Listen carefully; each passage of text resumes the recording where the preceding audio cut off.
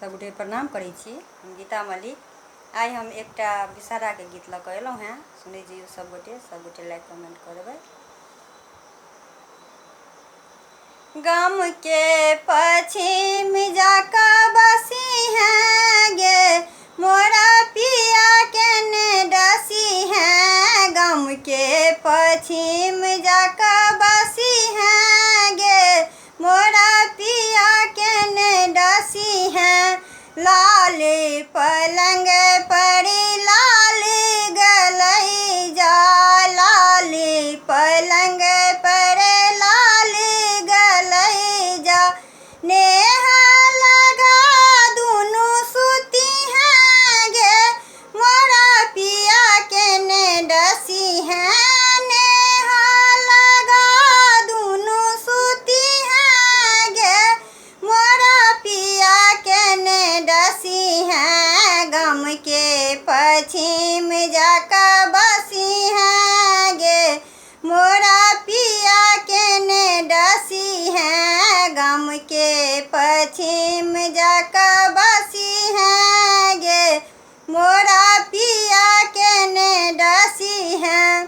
केरा के पात पर लाबा ओ दूध, केरा के पात पर लाबा ओ दूध, नेहा लगा दुनू खाई हैं गे मोरा पिया के ने डसी हैं।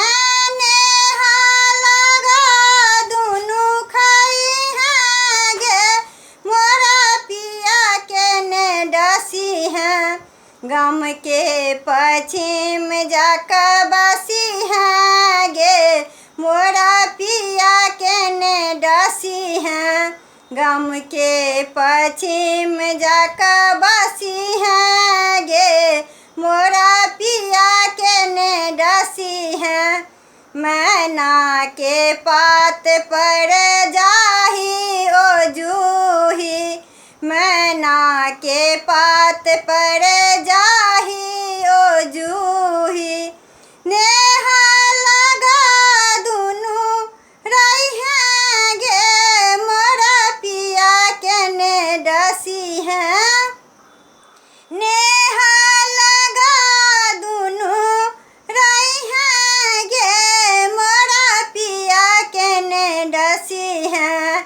गाम के पश्चिम जाकऽ बसी हैं गे मोरा पिया के ने डसी हैं। गाम के पश्चिम जाकऽ बसी हैं गे मोरा पिया के ने डसी हैं।